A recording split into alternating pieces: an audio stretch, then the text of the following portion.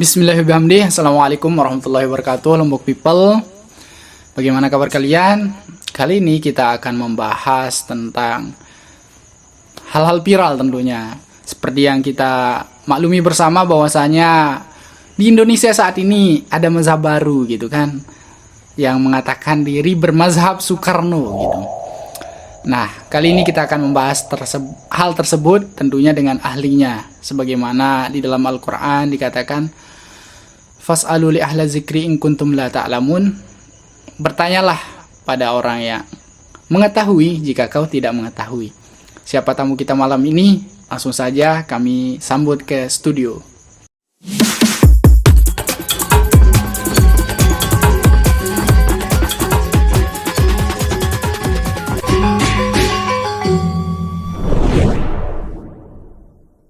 Baik, telah datang bersama kami Tuan Guru Humaini Ayatullah dari Suralaga ya Pak. Nah, untuk profil lebih lanjutnya mungkin beliau yang jelaskan sendiri gitu, asal dari mana dan pendidikannya bagaimana gitu. Bismillahirrahmanirrahim. Bismillahirrahmanirrahim. Assalamualaikum warahmatullahi wabarakatuh. Waalaikumsalam warahmatullahi wabarakatuh. Alhamdulillah wassalatu wassalamu ala sayyidina Rasulillah Sayyidina Muhammad ibn Abdullah al-qaim bihukukillah mawdaqat illah wa farajahallah. Para subscriber Lombok People, Alhamdulillah, semoga berkah bawa manfaat untuk umat yang insyaallah dakwah melalui media ini banyak sekali berkahnya. Al-Fakir nama aslinya Humaini Ayatullah, akan tetapi diganti sama Syekh di Mekah, diganti sama Syekh dari Mekah dengan rahmatullah, dengan hajat, dengan niat semoga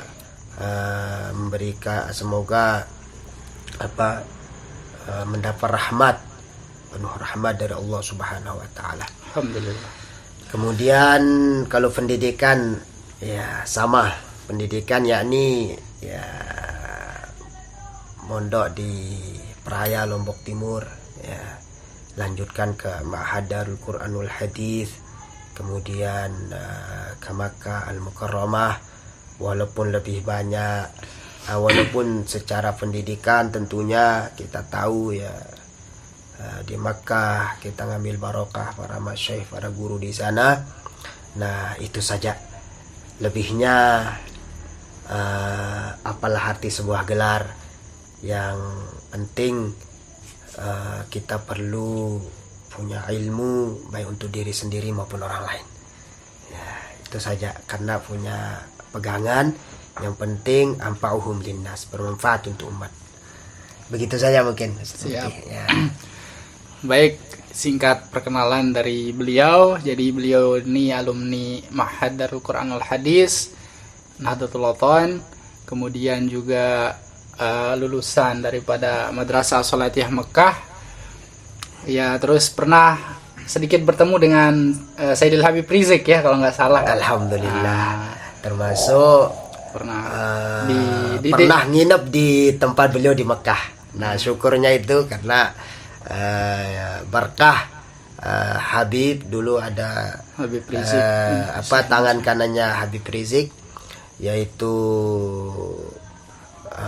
yakni pengurus FPI yang dulu ya, ex FPI, yaitu Habib Muhsin Al-Attas, tangan kanannya Habib Rizik, sehingga itu yang membuat Al-Fakir bisa nginep di tempat beliau ya. Alhamdulillah, itu sangat luar biasa dan kita rasakan kelembutan beliau ya, yang konon di media itu beliau teriak keras kan, watak keras, tapi begitu kita lihat akhlaknya beliau, karomnya beliau, kemurahan beliau, dan dia rasakan mungkin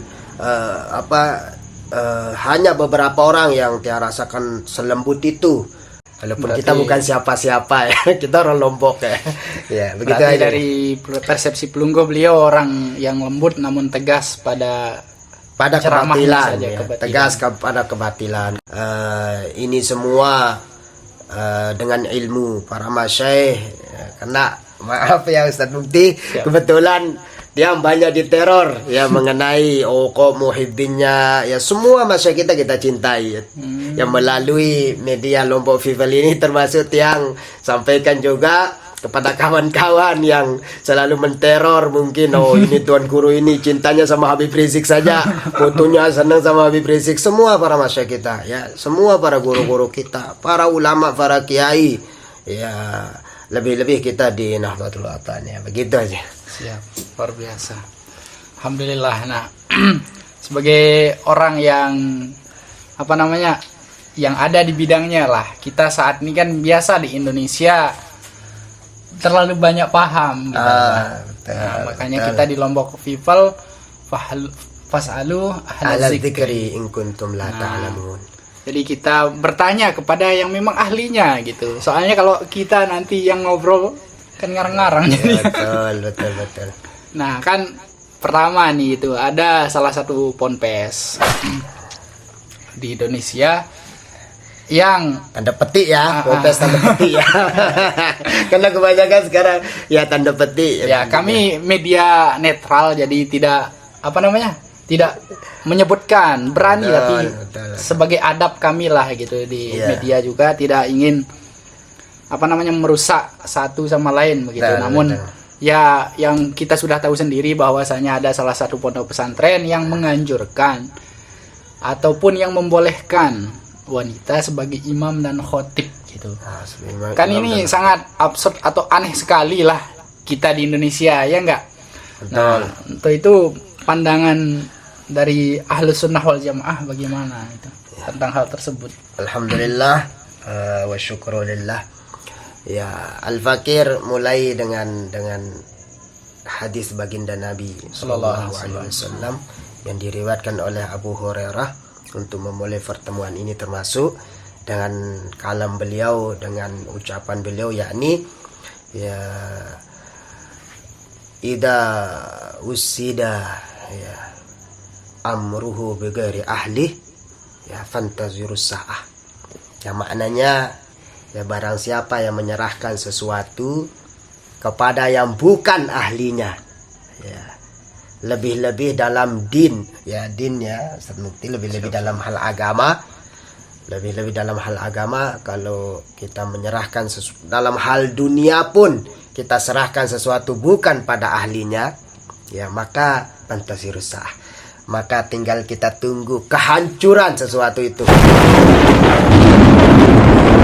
Yang tadi mengenai pertanyaannya tadi, ada sebuah pondok pesantren tanda petik ya tanda petik itu menganjurkan, membolehkan seorang perempuan ya menjadi khatib, ya membolehkan perempuan menjadi imam, dengan artinya imam yang walaupun makmumnya laki-laki, ya itu yang penting dia boleh jadi imam dengan istilah toleransi, atau dengan istilah kita ini sama, dengan istilah persamaan gender, ya persamaan, ya penyetaraan. Nah ini yang sangat membuat membuat orang geram lah, membuat umat Islam geram, yang usida bi ghairi ahli, yang tidak ahlinya ya, dan ini sudah mulai di media-media kita dengar, Ustaz Mukti, di media-media kita dengar banyak sekali yang bukan ahlinya berbicara. Ya, kemarin ada memodalkan retorika. Hanya memodalkan, walaupun dia dosen ya, maaf ya. Bahkan profesor pun banyak. Bahkan profesor di media-media nasional ya, di TV nasional kita dengar yang bukan ahlinya berbicara.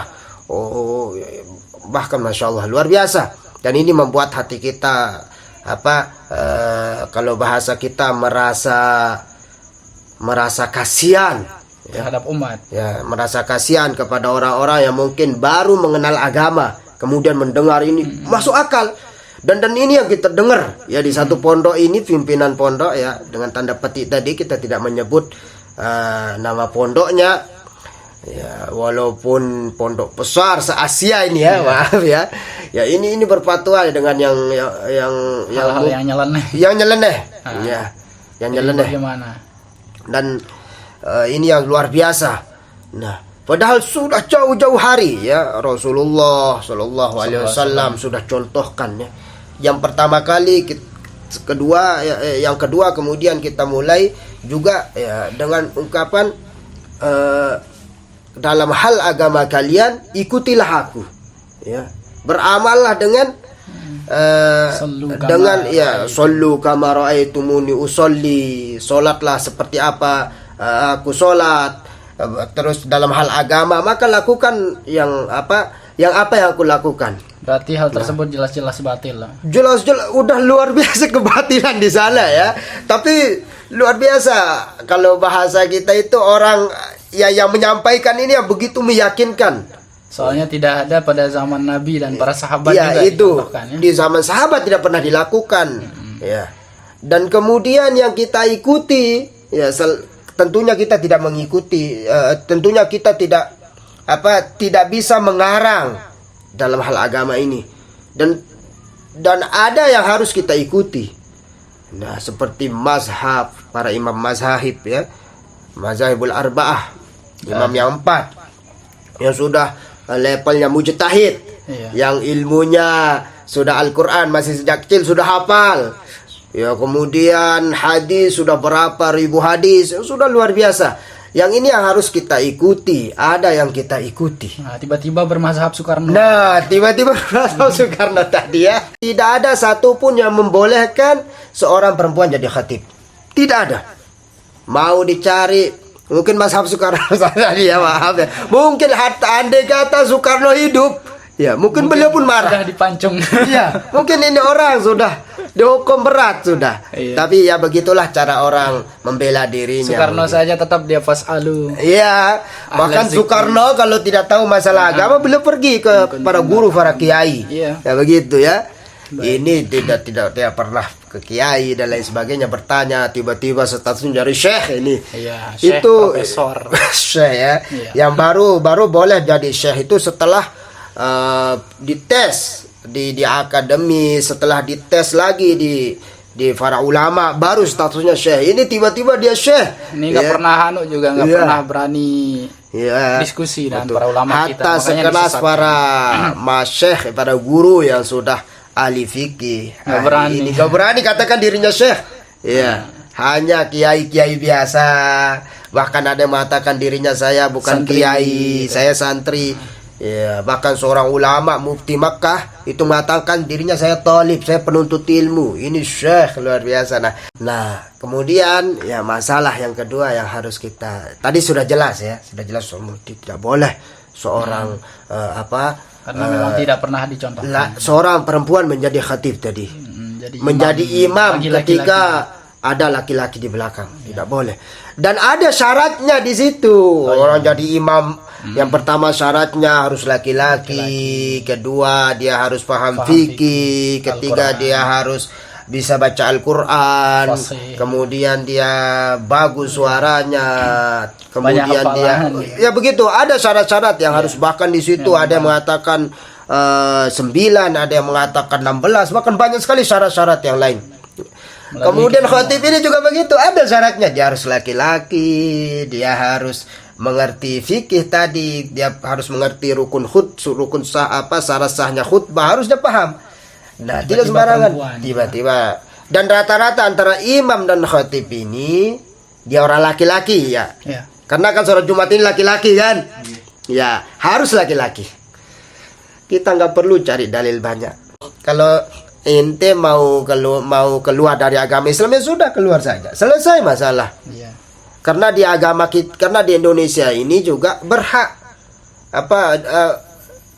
warga negara boleh dan dilindungi oleh negara apabila dia memeluk agama sesuai dengan keyakinan masing-masing tadi.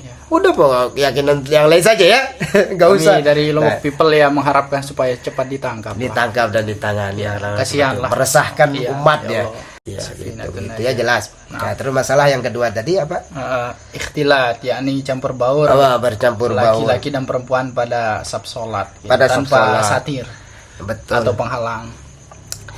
Nah, di dalam mazhab kita berbicara mazhab Syafi'i. Di dalam kita berbicara mazhab Syafi'i. Sebelum kita berbicara tentang perbedaan pendapat di mazhab di mazhab yang 4 ya, di mazhab yang lain, kita di mazhab Syafi'i ya melarang keras. Ya, walaupun statusnya tidak sampai batal. Sebaik-baik sabnya seorang laki-laki itu fi awal, di sab pertama. Sebaik-baik sab seorang laki-laki di pertama. Sebaik-baik sab orang perempuan di terakhir, di akhir. Nah, dari situ sudah jelas. Tidak mungkin, kalau sudah sama nggak mungkin ada awal ada akhir kan? Tidak mungkin. Ini berbicara afdol ya. Iya. Dan itu jelas. Seorang laki-laki di depan. Dan Nabi sudah mencontohkan. Dan utama juga mereka kalau sholat tidak apa-apa di rumah. Ya.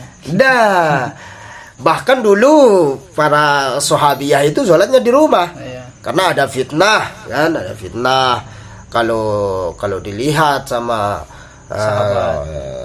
sahabat yang lain atau orang yang ingin menyakiti, lebih-lebih di masa penyebaran Islam itu Nabi mensunnahkan seorang perempuan itu sholatnya di rumah. Ini perlu Al-Fakir sampaikan. Dulu pernah guru kita bilang kalau ini betul Syekh ini, kalau Sayyid Ayyub Abakar ya, kemudian Sayyid Muhammad, kemudian Syekh Torik. Kalau ini betul Syekh, kalau ini memang Syekh ini. Kalau bahasa kita sudah levelnya ada dari guru-gurunya, bukan hanya dari muridnya, dari guru-gurunya, bahkan yang gelarnya doktor ya. Yeah. Kita kalau sholat di Makkah itu ya, ketika kita masih di Makkah itu dekat di sini perempuan, kadang-kadang di depan kita perempuan. Dan itu guru kita mengatakan yang pertama itu memang di Makkah itu dia punya mazhab di Makkah itu bukan, dia punya mazhab khusus. Khusus, bahkan dikatakan itu mazhab Makkah. Kenapa dia dikatakan mazhab Makkah? Karena saking daruratnya di situ, ya, saking daruratnya, dan kalau kita keluar nanti kesulitan kita masuk lagi. Saking daruratnya. Itu pun tetap diatur sama askar-askar di sana untuk yang perempuan-perempuan itu belakang.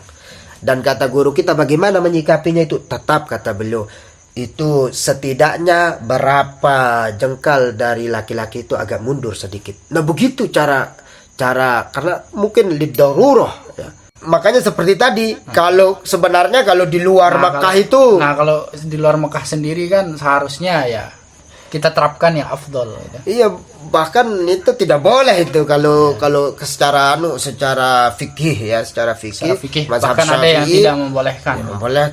Bahkan ada yang sangat tidak membolehkan, apalagi sampai imam itu. Apalagi ya sampai imam itu setara saja tidak membolehkan. Kita saja berbeda ketika sujud kok cewek gitu. Iya begitu. Dan itu alasan udah kita nggak perlu bicarakan dalil banyak di sana, karena sudah di fikih itu sudah jelas sapnya perempuan ini sapnya ya secara rasional ya. Ya secara rasional. Cewek kalau jadi imam kan pandangan kita beda, apalagi kan pas rukuk dan sujudnya betul. Itu. dengan alasan tadi apa alasannya? Akal aja persamaan itu kalau dipakai satir itu perbudakan katanya. Iya.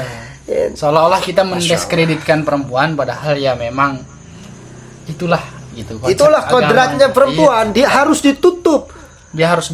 Harus ditutup, bukan ini yang salahnya ini siapa saya nggak paham. Ini yang salahnya. Kalau dan mungkin Soekarno tidak pernah berucap seperti itu, hanya saja mungkin pendapatnya dia. Sekali-kali saja, jangan setengah-setengah. Sekali saja kehidupan Soekarno itu diterapkan, presiden kita ya. Nggak usah kita apalagi kan tiba-tiba ini pakai. Artinya Pak Soekarno itu berguru dia berguru ke para bahkan para kiai minta pendapat, para kiai berguru tentang agama, dan sekali-kali kalau mau jangan hanya mengambil separuh. Artinya beliau Adabnya tidak para bergerak ulama kecuali minta pendapat para ulama. Seandainya beliau berguru itu, wah tahulah. Tidak bergerak kecuali Pendapat ulama. fas'alu ahla dzikr In kuntum la in ta'lamun. kuntum la ta'lamun. Itu diterapkan sama beliau. Nah, kemudian lagi masalah yang paling menonjol, kan di sini kita ambil 3 masalah. Ya, ini tiba-tiba mereka terlihat lebih condong kepada bahasa-bahasa Ibrani. Baik salamnya maupun tata cara mereka dalam beracara itu sering menyanyikan lagu-lagu yang notabene-nya berbahasa Ibrani lah gitu. Seperti Salam alaihim gitu kan. Iya, betul. Ataupun Habibun Salam alaihim lagunya.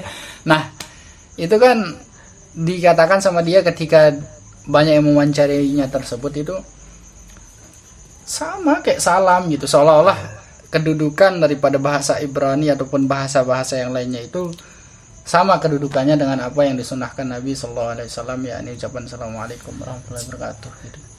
Seolah-olah sama lah Nah, di mata dia. oh iya. Dan ini Al-Fakir sampaikan, Hmm, memang masalah ini akan terus ada. ada.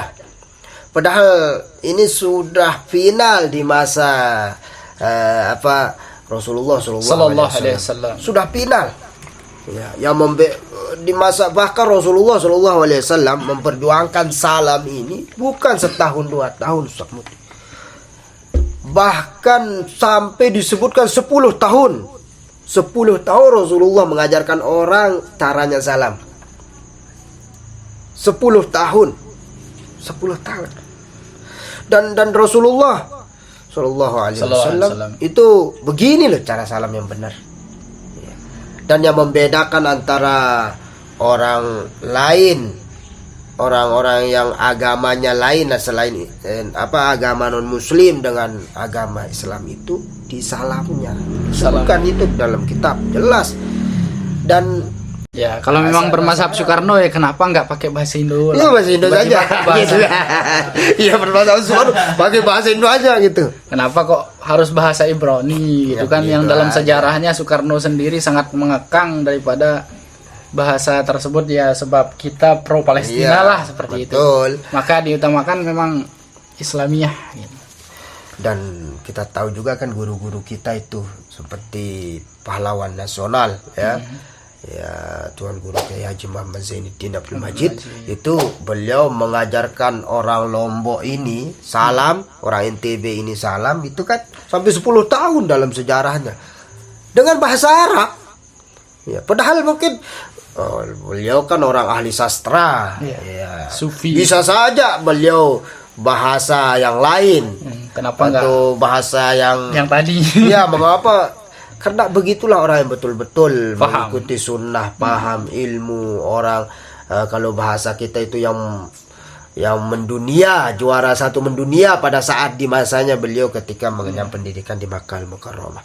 Nah, seandainya memang istilahnya boleh kita belajar sesuatu, tapi jangan sampai kebablasan. Ya, ada ilmu memang yang harus untuk diri kita, yang harus kita. Ada ilmu yang perlu kita tanyakan. Ada ilmu kalau kita tidak paham tadi itu perlu kita bertanya. Walaupun kita statusnya syekh umpama. Nah, ini ada ilmu yang harus kita sebarkan di kalangan orang banyak. Ada ilmu yang khusus kita harus berikan kepada orang-orang yang khusus. Berarti kita bedakan lah. Di sini ada tempatnya. Nah, seperti itu. Baik, langsung Tiang simpulkan Abah. Ya, bisa disimpulkan. Oke, baik. Kami simpulkan bahwasanya masalah yang pertama tadi, bolehkah imam baik, kami simpulkan dari permasalahan tadi, bolehkah wanita menjadi imam dan khotib?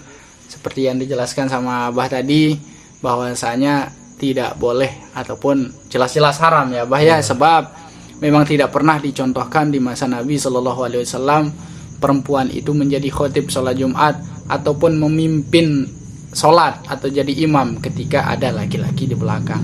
Secara rasional saja gitu, kita bayangkanlah wanita jadi imam di depan kita, terus tiba-tiba dia rukuk dan sujud gitu kan. Kan agak beda gitu pikiran kita masing-masing, meskipun hal tersebut kan Ya betul. tidak semua kita ngelek gitu. Nah, terus masalah kedua apa lagi? Masalah kedua mengenai ikhtilat atau campur baur. Nah, sebagaimana sunnah Nabi Sallallahu Alaihi Wasallam, wanita itu disunahkan untuk sholat di rumah ataupun afdolnya di belakang Paling laki-laki. sab di belakang. Kalaupun berjamaah, sab di belakang laki-laki. Sedangkan para laki-laki itu disunahkan untuk berbondong-bondong ke depan gitu kan. Ini bukan untuk mendiskreditkan atau memperbudak perempuan gitu. Justru Itu fitrahnya perempuan. fitrahnya perempuan dan mengistimewakan mereka. Jadi ketika kita memberikan pembatas untuk sholat di antara laki-laki dan perempuan itu untuk menjaga pandangan kita laki-laki dan menjaga kesucian daripada wanita itu sendiri gitu. Begitulah Islam dalam memuliakan, yakni dengan menjaga wanita itu dengan sebaik-baik penjagaan. Bukan bebas-bebas sholat, bebas campur baur, tidak seperti itu ya. Nah, untuk yang ketiga mengenai salam alaihim. Nah, itu bahasa Ibrani yang kata Syekh tersebut bahwasanya bahasa tersebut Bahkan sama itu- kedudukannya dengan salam gitu kan. Bahkan itu lagunya orang Yahudi. Nah, Nanti bahkan- man tashabbaha biqaumin larinya. Nanti Pada dia larinya melupakan. bahkan man tashabbaha biqaumin fahuwa minhum gitu kan. Barang siapa yang menuruti atau mengikuti suatu kaum, maka dialah kaum tersebut gitu. Jadi kesimpulannya di salam tersebut pun disunnahkan kita mengikuti sesuai tuntunan daripada hadis Nabi Shallallahu Alaihi Wasallam, yakni dengan ucapan Assalamualaikum warahmatullahi wabarakatuh gitu ya. Iya. Nah, ada saran mungkin pesan terakhir untuk semua kalangan, baik daripada thalabul ilmi maupun awam gitu. Al-Fakir sampaikan ya. Yang pertama Rasulullah sudah sampaikan. Nanti di akhir zaman ya, banyak orang-orang yang akan menyampaikan agama ini yang bukan sesuai dengan ahlinya, yang bukan foksinya ya, yang bukan keahliannya, dan sudah terjadi. Ini zaman fitan ya. Zaman fitan. Dan yang paling parah Sayyidina Ali karramallahu wajhah disebutkan yang maknanya, yang beliau pernah berucap, beliau pernah mengeluarkan satu kalam ya, satu ucapan yang luar biasa. Di akhir zaman nanti bukan aku takutkan orang yang berucap atau orang yang berucap yang bukan ahlinya ini. Aku tidak takutkan, kata Sayyidina Ali karramallahu wajhah.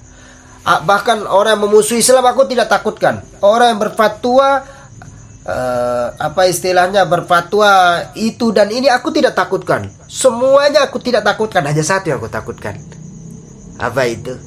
Apabila orang yang benar ini diam, apabila orang-orang yang alim ini diam, apabila orang-orang yang tahu ini diam.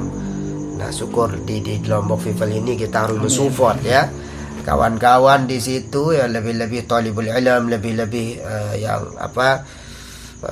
yang cinta dengan agama Islam, dengan cinta dengan umat Rasulullah sallallahu alaihi wasallam. Harus ini subscriber ini, jangan lupa ya. Ya itu karena ini dakwah ya. Karena dakwah, karena kalau Kualitas kita utamakan. kalau kita mengaji paling hanya 100, itu pun yang dengarkan 50. Ya, kalau sekarang ini rata-rata anak muda, lebih-lebih orang tua, seandainya ada yang baru lahir itu udah pegang HP tuh ya. Iya. Ya, Nah, nah, kita juga ini berasa perlu fase untuk kita Gen Z. siarkan ya. Ini aku khawatirkan kata Sayyidina Ali. Iya. Yakni apabila orang-orang yang pandai, yang pernah nyantri, yang pernah mondok, yang pernah sekolah, yang sudah belajar kitab kuning, yang belajar fikih itu diem. Ah sudahlah itu masalah mereka, biar itu urusannya polisi lah, itu urusan, artinya ya sudah nggak mau tahu. Rasulullah Sallallahu alaihi wasallam. Khairul umuri muhdatsatuha wa kullu muhdatsatin bid'ah wa kullu bid'atin dalalah wa kullu dalalatin finnar. Ini hadis ya, ini hadis Rasulullah sallallahu alaihi wasallam. Dan muhdatsat ya, yang baru inilah suatu yang baru yang tadi itu bid'ah. Itu bidah. Hadza haqiqatul muhdatsat. Iya, kalau Bukan ini yang- betul-betul. Nah, kalau ini Bid'ah betul-betul yang muhdatsat. Nah, ini yang dimaksud dengan muhdatsat yang harus kita perangi. Kalau misalnya ada Bukan yang yang zikir, gunut, gitu kan, ya, ataupun ada tahlil, yang kan. gunut, tahlil itu udah. Itu udah ya. lama. Itu ada payung dalilnya. Tapi kalau ini nggak ada, seorang Mazhab Soekarno perempuan ini ya. baru sekali. Dan kita baru dengar ini. Dan kita aja udah umurnya udah 31 baru dengar ini seorang perempuan boleh jadi khatib kan. Nah, dan itu anak kecil pun bisa menjawab. Hanya saja sekarang kita minta dari pihak yang berwenang, terutama dari kepolisian, dari pemerintah, ya silahkan, ya Silahkan ditangkap. ya silahkan diurus Yang lah. terkait lah kan, yang terkait. Ya. Ya, karena Kita semua apa tahu dong, istilahnya ya, karena itu sudah membuat umat ini, ya membuat umat ini kalau secara hukumnya ini, Tiba-tiba muncul sekte baru. iya, ini namanya membuat apa istilahnya, Viral gitu. ya kericuhan, Kericuhan. antara umat iya. beragama. Iya. Ya, membuat kericuhan, mencampur baur. Ya, ente mau melawan Islam udah melawan saja, nggak usah pakai atas nama pondok pesantren, mencoreng nama baik pondok pesantren. Justru terbesar di Asia. Iya. Masya Allah. Itu udah kalau mau lawan, kalau aku syekh ya duduk bersama, bahkan menyalahkan MUI, ya maaf ya. Iya. Ya begitu saja, ini hal yang baru, ini beda. Wa kullu bid'atin dolalah wa kullu dolal finnar. Sudah jelas itu. Bukan orang yang sekolah, mungkin mereka tahu dalil, tapi yang kita khawatirkan yakni pemuda-pemuda umat Islam. Yang kita khawatirkan anak-anak cucu kita. Yang kita khawatirkan apa lagi?